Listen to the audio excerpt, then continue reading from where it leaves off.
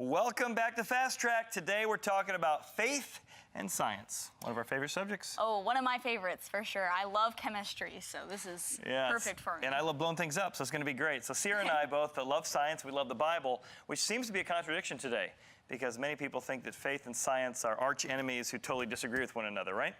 And so I think it's important to understand that what God wants to do is show us that faith is not the absence of evidence. Many people think that's the case. That's called ignorance.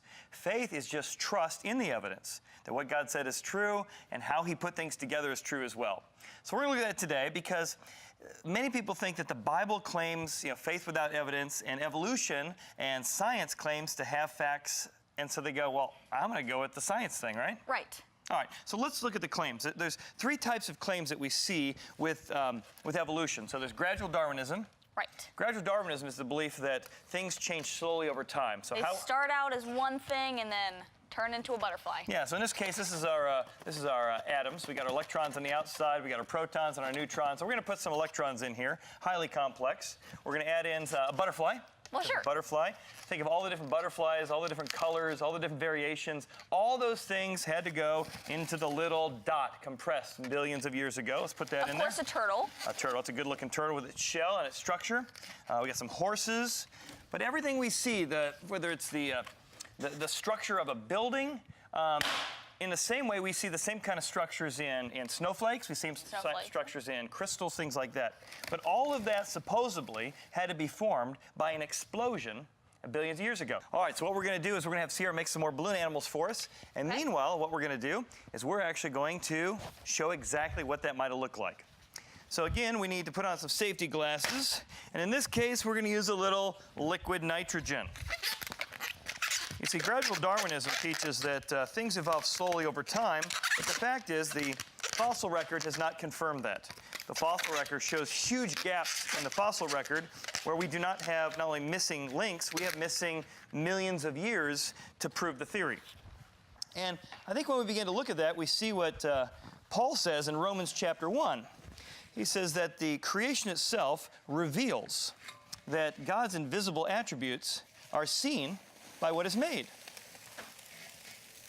So what we're going to do is we're going to pour a little bit more liquid nitrogen on here, and we're going to see what might have happened at that giant explosion billions of years ago.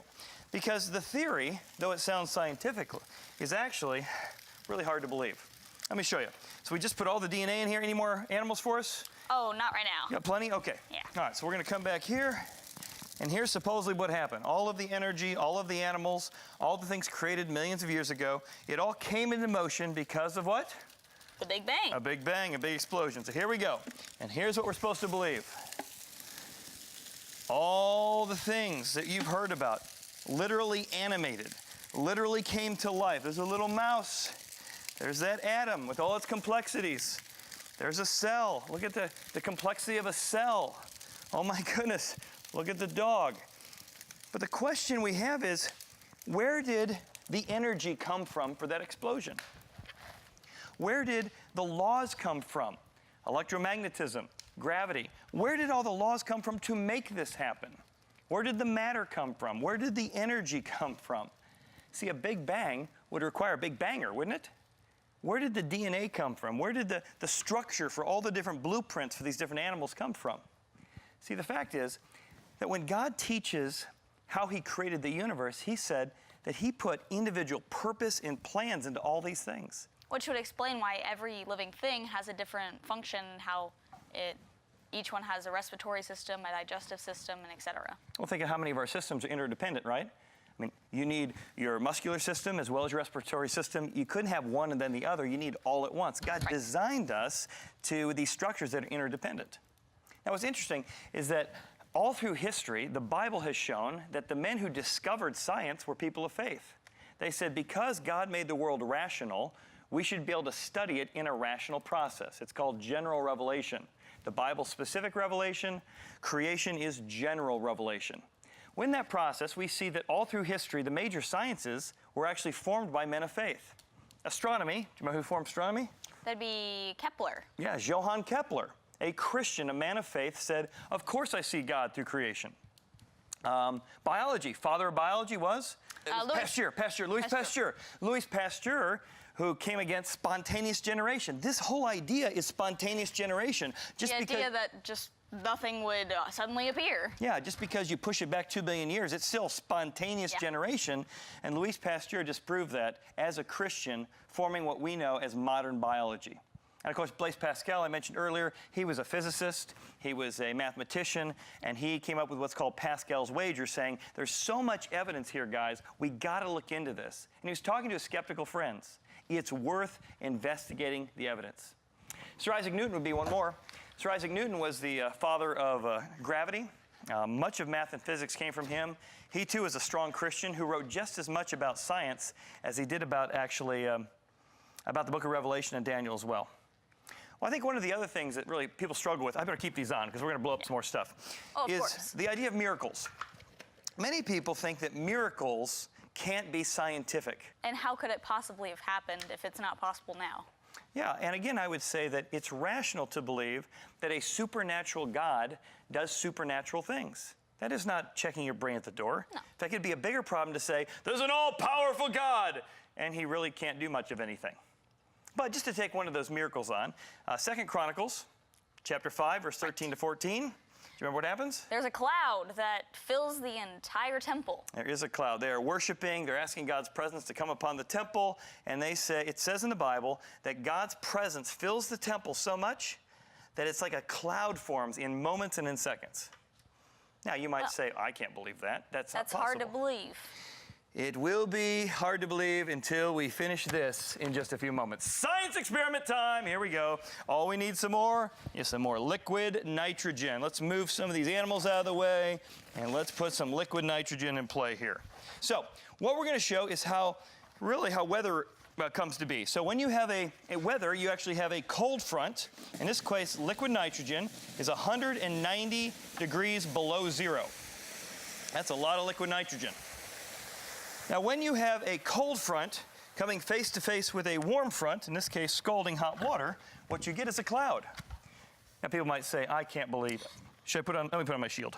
Yeah, you should probably put on the shield. So many people will say, hey, I cannot believe that an all-powerful God could make a cloud appear in one place and one time in the universe.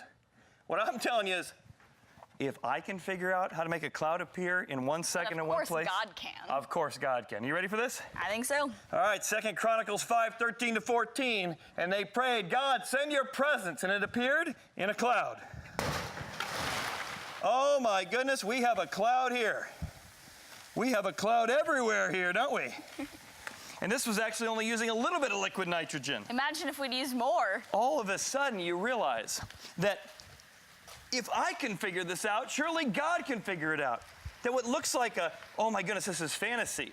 Oh my goodness, this is like science fiction stuff. It's not science fiction stuff. God's presence is so weighty that when it came to dwell on earth, sometimes it forms volcanoes, sometimes it forms earthquakes, not volcanoes, earthquakes. Every time God's presence comes upon the earth, it forms an earthquake. And in this case, he presenced himself with a cloud, like the pillar cloud used coming out of Egypt as well. So, as we go into the Bible, I want you to remember that the Bible is not about some fanciful check your brain at the door. These miracles are things that God did because he's supernatural. He typically works in a natural way, but he can also work in a super or beyond natural way. Let's take one more miracle. The idea that Shadrach, Meshach, and Abednego, as we say, Abednego, were able to stand up in the fire of Nebuchadnezzar. So in this case, grab your tongs. Is it possible that something can burn and still be protected? Are we ready? I guess we are. All right, I'll grab one side, you grab the other. All right. So 3 men step into the fire, and it says that they would not bow down to Nebuchadnezzar's statue. Remember this? Yes. So Nebuchadnezzar lights them on fire. Throws them into the fiery furnace so hot that when the guards got near, they burned up. That's right. And it says that while they were in the temple, let's see if I can burn it this way. There we go. Now you hold that end. Okay. So it says that Shadrach, Meshach, and Abednego, it was heated 7 times hotter, saying, you've got to disobey your God. You've got to fall against that. You cannot not bow down to Nebuchadnezzar. And yet, when Nebuchadnezzar looked, there were not 3 men, 1, 2, 3. There was a 4th man. a man like the likeness of fire, dwelling in among them. It says that Shadrach, Meshach, and Abednego didn't even smell like smoke, because God's presence protected them in the midst of the most difficult of circumstances. And they said, even if our God does not protect us, but if not, we will not bow down to your idols. So in the same way that God protected Shadrach, Meshach, and Abednego in a fiery furnace, in the same way God can protect us, whatever we're facing. So today at Fast Track, remember, it's not about the rumored contradictions in the Bible. But instead, the factual predictions. That's right. So grab your tic-tac-toe board. And let's get on the fast track.